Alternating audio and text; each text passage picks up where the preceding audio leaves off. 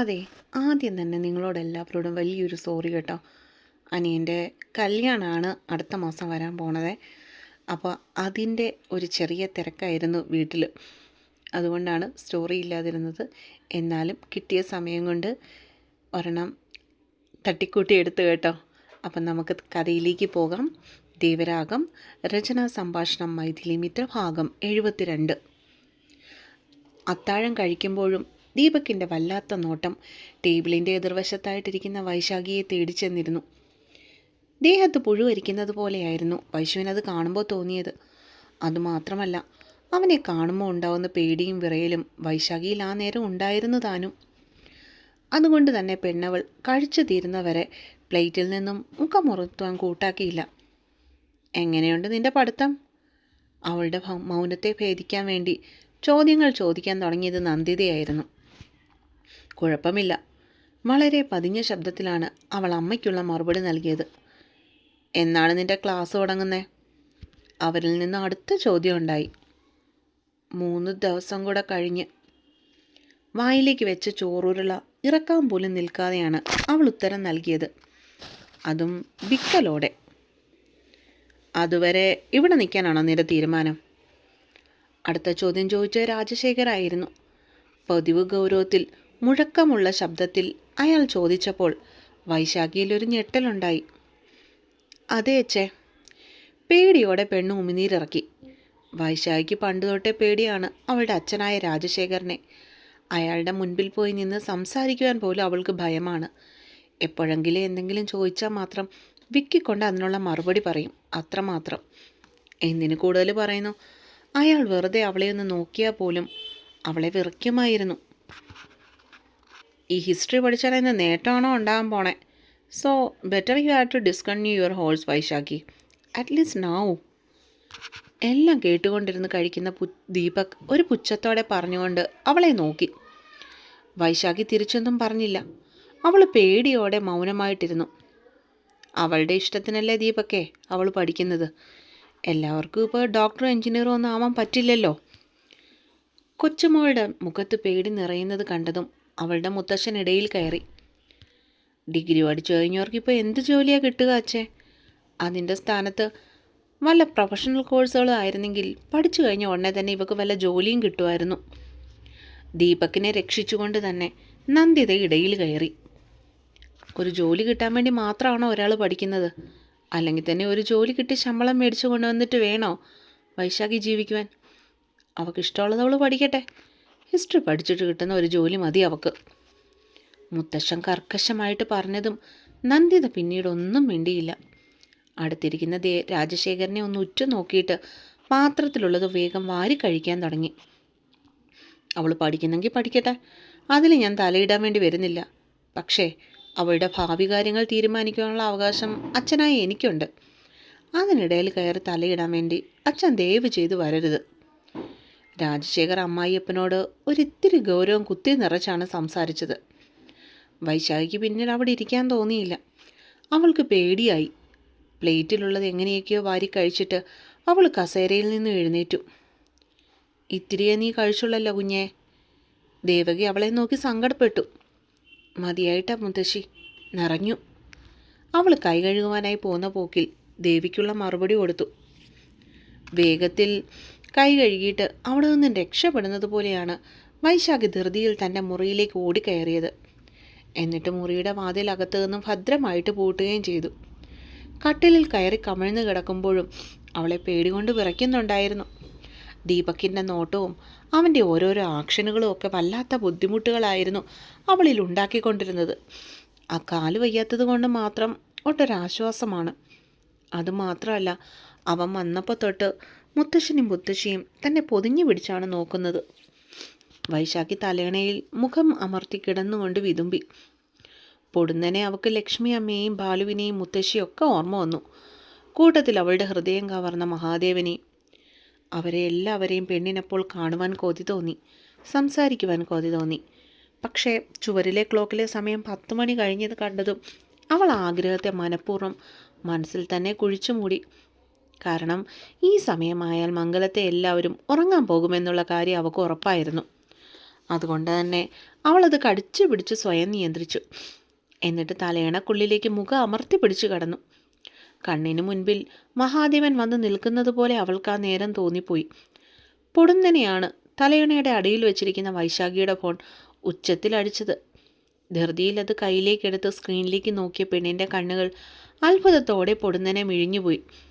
ഫോണിൻ്റെ സ്ക്രീനിൽ തെളിയുന്ന നമ്പറിലേക്ക് അവൾ ആർത്തിയോടെ ഉറ്റുനോക്കി. സാറ്. ഉള്ളിലുള്ള സന്തോഷം മുഴുവനും പെണ്ണിൻ്റെ കണ്ണുകളിൽ തെളിഞ്ഞു കത്തി. സാറിപ്പോൾ എന്തിനായിരിക്കും എന്നെ വിളിക്കുന്നത്? അതും ഈ രാത്രിയിൽ? അവൾ ഒരൊറ്റ നിമിഷം കൊണ്ട് ആ കോള് ചാടി കയറിയെടുത്തു. പക്ഷേ എന്തു മിണ്ടണമെന്നോ എങ്ങനെ മിണ്ടിത്തുടങ്ങണമെന്നോ എന്നൊന്നും പെണ്ണിന് യാതൊരു ഗ്രാഹ്യവുമില്ലായിരുന്നു താനും. അതുകൊണ്ട് തന്നെ അവൾ മൗനമായിട്ടിരുന്നു. നീ ഇത്ര നേരമായിട്ട് ഉറങ്ങിയില്ലേ? ചിക്കൻ്റെ ഗാംഭീര്യം തുളുമ്പുന്ന ശബ്ദം വൈശാഖിയുടെ ചെവിയിൽ വന്നു പതിച്ചു. അത്രയും നേരം തോന്നിയ പേടിയും ഭീതിയും എല്ലാം മാറി വൈശുവിൻ്റെ ഉള്ളിലൊരു ധൈര്യം ഉണ്ടായി. ഇല്ല സർ, അവൾ നേർത്ത ശബ്ദത്തിൽ പതിഞ്ഞു. സമയം ഇത്ര ആയില്ലേ, അതെന്താ നീ ഉറങ്ങാഞ്ഞേ? അവൻ്റെ ചോദ്യത്തിൽ ചെറിയൊരു അധികാരഭാവം നിഴലിച്ചിരുന്നു. ഉറങ്ങാൻ കിടന്നു സാർ. അവൾ പരവേശപ്പെട്ടു. എങ്കിൽ പിന്നെ ഉറങ്ങാൻ മേലായിരുന്നോ? എന്തിനാ ഇങ്ങനെ കുത്തിയിരിക്കുന്നേ? ചെക്കൻ്റെ ശബ്ദവും മാറി. പോവാ സാർ. അവൾ ബെഡിൽ നിന്ന് എഴുന്നേറ്റിരുന്നു. എന്നിട്ട് കുറച്ച് നിമിഷങ്ങൾ സംസാരിക്കാതെ ഇരുന്നു. ആട്ടെ, നീ എവിടെ പോയതാ? മഹാദേവൻ തനിക്കൊന്നും അറിയില്ല എന്ന രീതിയിൽ സംസാരത്തിന് തുടക്കമിട്ടു. ഞാൻ എൻ്റെ മുത്തശ്ശിയുടെ വീട്ടിലാ സാറേ. ഇതെന്തിനാ സാറ് എന്നോടിങ്ങനൊക്കെ ചോദിക്കുന്നത് എന്നുള്ള സംശയത്തിൽ വൈശു നെറ്റി ചൊളിച്ചു. അത് നീ എന്താ എന്നോട് പറയാതെ പോയേ? ദേഷ്യമായിരുന്നു അവനിൽ. ഞാൻ ബാലുവിനോടും ലക്ഷ്മിയമ്മയോടും ഒക്കെ പറഞ്ഞിരുന്നു സാർ. അവളിൽ വീണ്ടും പേടി നിറഞ്ഞു. നിനക്കെൻ്റെ വീട്ടിൽ താമസിക്കാനുള്ള പെർമിഷൻ ആരാ തന്നേ? അവളുടെ മറുപടി ഇഷ്ടപ്പെടാത്തതുപോലെ മഹാദേവൻ എടുത്തു ചോദിച്ചു. സാറാണ്. ഉത്തരം പറയുവാനായി അവൾക്ക് ഒരു നിമിഷം പോലും വേണ്ടി വന്നില്ല. ആരുടെ കയ്യിലാണ് നീ എല്ലാ മാസവും വാടക കൊടുക്കുന്നത്? ഉടനടി തന്നെ അടുത്ത ചോദ്യം അവനിൽ നിന്നും ഉണ്ടായി. സാറിൻ്റെ കയ്യിലാണ്. അവൾ കണ്ണ് നിറച്ചു. അപ്പം നിനക്കറിയല്ല, എന്നിട്ടാണോ നീ എന്നോട് പറയാതെ പോയത്? ദേവൻ ആ സമയം എന്ത് സംസാരിക്കണമെന്നോ എങ്ങനെ സംസാരിക്കണമെന്നോ ഒന്നും അറിവില്ലായിരുന്നു. എങ്കിലും പതിവില്ലാത്ത രീതിയിൽ ആ പെണ്ണോട് കുറേയേറെ നേരം സംസാരിക്കുവാൻ മാത്രം കൊതി തോന്നിപ്പോയി അവന്. സോറി സാർ, ഇനി അങ്ങനെ ചെയ്യില്ല. സാറന്നവിടെ ഇല്ലായിരുന്നു, അതാ ഞാൻ പറയാഞ്ഞേ. പെണ്ണിൻ്റെ ദേഹം വിറച്ചു. നീ ഇവിടുന്ന് പോയിട്ട് ഇത്ര ദിവസമായി. ദേവൻ അവളെ അപ്പോഴും വെറുതെ വിടുവാൻ തയ്യാറായില്ല. രണ്ട് ദിവസമായി സാർ. അവളിൽ പരിഭ്രമം നിറഞ്ഞു. ഈ 2 ദിവസവും എന്നെ വിളിച്ച് പറയുന്ന കാര്യം നീ ഓർത്തില്ലേ? അതിനുള്ള മറുപടി അവളുടെ പക്കലില്ലായിരുന്നു. പെണ്ണ് ഉമിനീര് വിഴുങ്ങി. എന്താ വൈശാഖി, ഞാൻ ചോദിച്ചത് കേട്ടില്ലെന്നുണ്ടോ? ചെക്കൻ്റെ ശബ്ദം വീണ്ടും ഉയർന്നു. അവളിൽ നിന്നും മറുപടിയൊന്നും കിട്ടാഞ്ഞിട്ടാവണം മഹാദേവൻ ചോദ്യം ആവർത്തിച്ചത്. അത് സാർ ആരെയും പറഞ്ഞറിയെന്ന് ഞാൻ കരുതി. ഉള്ള കാര്യം അവൾ തുറന്നു പറഞ്ഞു, അതും പേടിയോടെ. ആര് പറയുന്ന നീ കരുതിയേ? മഹാദേവൻ ചോദിച്ചു. ലക്ഷ്മി അമ്മയോ ബാലുവോ മുത്തശ്ശിയോ അങ്ങനെ ആരേലും? അവൻ്റെ ദേഷ്യപ്പെടലിൽ അവളുടെ ശബ്ദം നേർത്തുപോയി. അങ്ങനെ ആരേലും പറഞ്ഞറിയണോ ഞാൻ? ഉള്ളിലെ പരിഭവം പുറത്തേക്ക് കാട്ടാതെ കടിച്ചു പിടിച്ചുവെങ്കിലും അവൻ അറിയാതെ തന്നെ അത് പുറത്തേക്ക് വീണുപോയിരുന്നു. എന്താ സാർ, എന്താ പറഞ്ഞേ? അവൻ പറഞ്ഞത് കേട്ടതിൻ്റെ ഞെട്ടലിൽ പെണ്ണൊരു വട്ടം കൂടി എടുത്തു ചോദിച്ചു. കാരണം പൊതുവെ ഗൗരവക്കാരനും അധികം ആരോടും സംസാരിക്കാത്തവനുമായ മഹാദേവൻ സാറിൻ്റെ അത്തരത്തിലുള്ള പരിഭവം കലർന്ന ഒരു സംസാരം അവൾക്കൊട്ടും പരിചയമുണ്ടായിരുന്നില്ല. ഒരു നിമിഷം വൈശുവിൻ്റെ കണ്ണുകൾ വിടർന്നുപോയി. ഞാനെന്തു പറഞ്ഞെന്ന്? ഇനി എവിടെയെങ്കിലും പോയാൽ എന്നോട് പറഞ്ഞിട്ട് പോകണമെന്നാണ് ഞാൻ പറഞ്ഞത്. പെണ്ണിൻ്റെ ചോദ്യം കേട്ടപ്പോഴാണ് ചെക്കൻ്റെ നാവിൽ നിന്നും വീണുപോയ വികട സരസ്വതിയെക്കുറിച്ച് ആലോചിച്ച് വന്നത് തന്നെ. അവൻ അപ്പോൾ തന്നെ പറഞ്ഞത് തിരുത്തി കൊടുത്തു. പറയാം സർ. മഹാദേവനിൽ ഒരു മാറ്റവും ഉണ്ടായിട്ടില്ലെന്ന് അവൻ്റെ ആ സംസാരം അവളെ അടുത്ത നിമിഷം തന്നെ മനസ്സിലാക്കി കൊടുത്തു. പെണ്ണിൽ നിരാശയുണ്ടായി. നിന്റെ വീട്ടിൽ നിന്ന് ആരൊക്കെയോ വന്നിട്ടുണ്ടെന്ന് അറിഞ്ഞു? കുറച്ച് നിമിഷങ്ങൾ കഴിഞ്ഞതും അവൻ വീണ്ടും സംസാരത്തിന് തുടക്കമിട്ടു. ആ, അച്ഛനും അമ്മയും വന്നിട്ടുണ്ട്. ദീപകിൻ്റെ കാര്യം മഹാദേവനോട് പറയുവാൻ വൈശാഖിക്ക് എന്തുകൊണ്ടോ ആ നിമിഷം തോന്നിയില്ല. പക്ഷെ ദീപകിൻ്റെ കാര്യം പറയാതെയുള്ള അവളുടെ മറുപടി മഹാദേവന് കല്ല് കടിച്ചു. വേറെ ആരും വന്നില്ലേ വൈശാഖി? ഇത്തിരി കടുപ്പിച്ച് തന്നെ ചോദിക്കുമ്പോൾ ദേഷ്യത്തെക്കാളുപരി പരിഭ്രമമായിരുന്നു അവനിൽ. ദീപക് വന്നിട്ടുണ്ട്. പേടിയോടെ കണ്ണുകൾ ഇറുക്കി അടച്ചു പിടിച്ചു പെണ്ണ്. അതെന്താ നീ മുന്നേ പറയാഞ്ഞേ? ദേവൻ നെറ്റി ചുളിച്ചു. അത് പിന്നെ സാറിന് എനിക്കറിഞ്ഞൂടാ സാർ, പേടിയായിട്ടാ പറയാഞ്ഞേ. ദീപകിനെ ഓർക്കാൻ പോലും എനിക്കിഷ്ടമല്ല. അവളൊന്ന് ഏങ്ങിപ്പോയി. മഹാദേവനും അവളുടെ ആ സംസാരത്തിൽ വല്ലാതായിരുന്നു. ആ, അവൻ നിന്നോട് വല്ലതിനും വന്നോ? അവളുടെ ശ്വാസത്തിലെ ഉയർച്ച താഴ്ചകൾ മനസ്സിലാക്കിയവൻ്റെ ചോദ്യം ഇത്തവണ തെല്ല് ആർദ്രമായിരുന്നു. ഇല്ല, വന്നില്ല. നിറഞ്ഞു തൂവിയ കണ്ണുകൾ പൊടുന്നനെ വലം കൈവെള്ള കൊണ്ടവൾ അമർത്തി തുടച്ചു കളഞ്ഞു. നീ എപ്പോഴും മുത്തശ്ശൻ്റെയും കൂടെ ഇരുന്നാൽ മതി. ശ്രദ്ധിക്കണം. അവനിലെ കരുതൽ സ്വയം അറിയാതെ തന്നെ പുറത്തേക്ക് വന്നിരുന്നു. ഊവു സാർ. മൂക്കൊന്നു വലിച്ചുകൊണ്ട് പെണ്ണ് അനുസരണയോടെ തലയാട്ടി. ഒറ്റയ്ക്കിരിക്കരുത്, അവൻ വീണ്ടും ഓർമ്മിപ്പിച്ചു. ഊവു സാർ. വൈശാഖി അതിനും തലയാട്ടി. അവരെന്തിനാ അവനെ കൂട്ടിക്കൊണ്ട് അങ്ങോട്ടേക്ക് വന്നേ? ചോദിക്കരുതെന്ന് വിചാരിച്ചിട്ടും മഹാദേവൻ അതറിയാനുള്ള ആകാംക്ഷയുണ്ടായി. അറിഞ്ഞൂടാ സാർ, അച്ഛൻ എൻ്റെ കാര്യത്തിൽ എന്തൊക്കെയോ തീരുമാനമെടുത്തിട്ടുള്ള വരവാ. മുത്തശ്ശനോടെങ്ങും തൊടാതെ എന്തൊക്കെയോ സംസാരിക്കുന്നത് കേട്ടു. അവൾ ആകുലതയോടെ കവിളുകൾ വീർപ്പിച്ചു. എന്തു കാര്യമാണ് പറഞ്ഞേ? അവൻ എടുത്തു ചോദിച്ചു.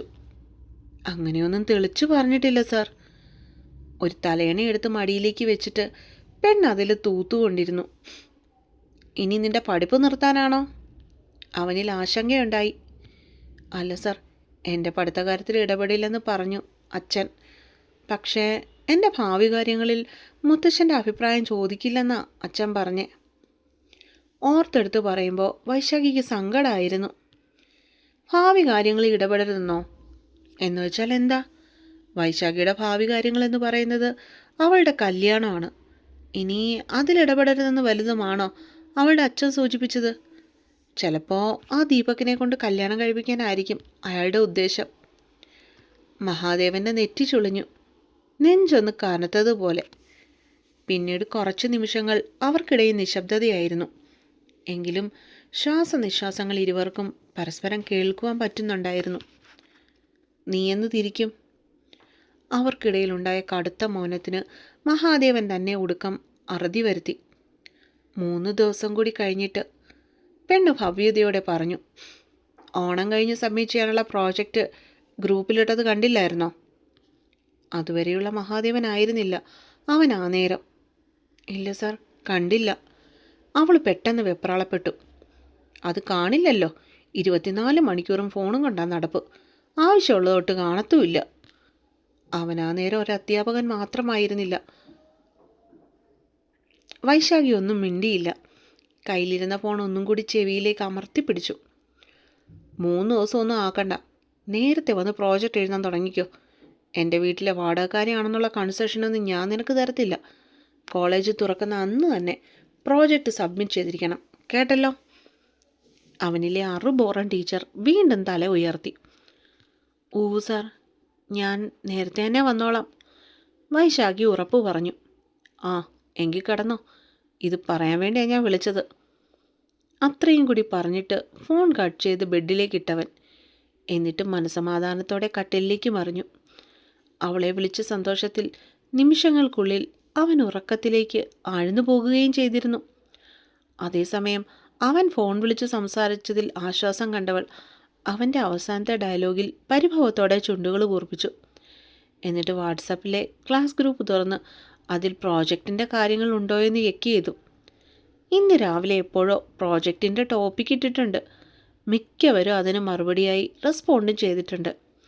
അത് താൻ കണ്ടിട്ടില്ലെന്ന് ഓർത്തായിരിക്കും സാറിപ്പോൾ തന്നെ വിളിച്ചത്, അല്ലാതെ മറ്റൊന്നും കൊണ്ടായിരിക്കില്ല.